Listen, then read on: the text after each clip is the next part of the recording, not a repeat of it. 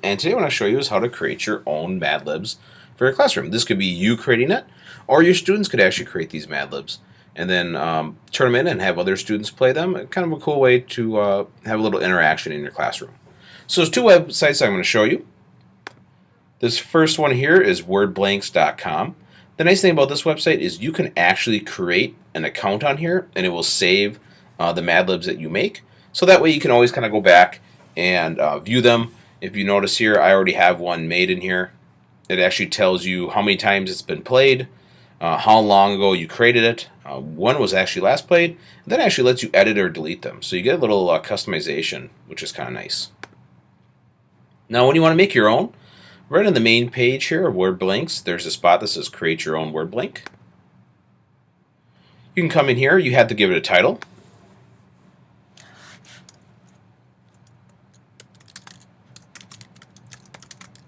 So I'll give it a little title. Then you want to pick a genre, something that fits into it. Now in here, you can either start typing your story, if it's just something brand new, or if you created a story already, or maybe have a passage of text you want students to manipulate, or maybe students type their paper up one day in the lab, and then the next day they come in and they're going to copy and paste it from like Microsoft Word or Google Docs. They can just copy and paste it directly in here. So for example, I already have a little story here. I can paste that in and then hit continue. Now when I come here, this is where it wants me to pick the words that are going to become the Mad Lib, kind of the fill in the blank. So maybe instead of cold, I want that to be something else. So when I click it, you see it's actually going to guess that it's an adjective. So you can come through here and you can actually pick if there's a specific one you want, or you want to insert something. But let's say green. You just come through and click all the ones that you want.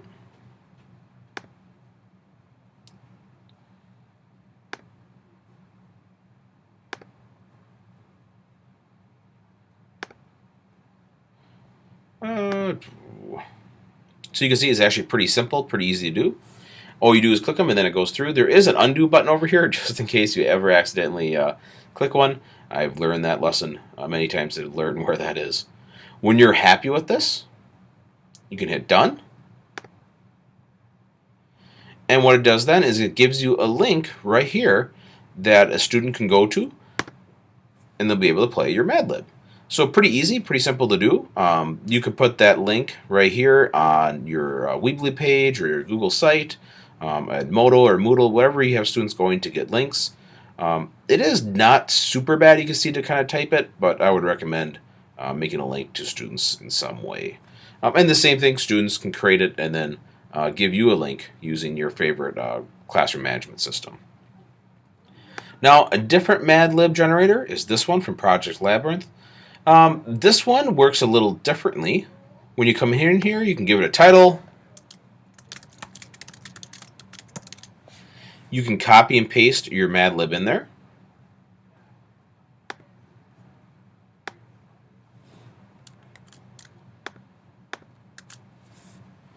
Now the way this one works is you have to highlight the word you want to replace. So maybe, for example, she was hoping to buy a new, and I can say, you know what, that should be a color. And that should be a noun. So you go through here and you can click the ones you want to use. It works a little differently, you can tell, than the other one.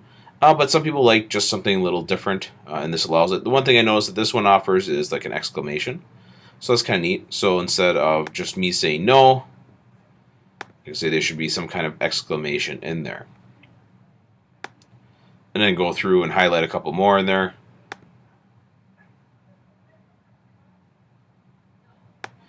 And you can see it's kind of as simple as just picking the things that you need it to be.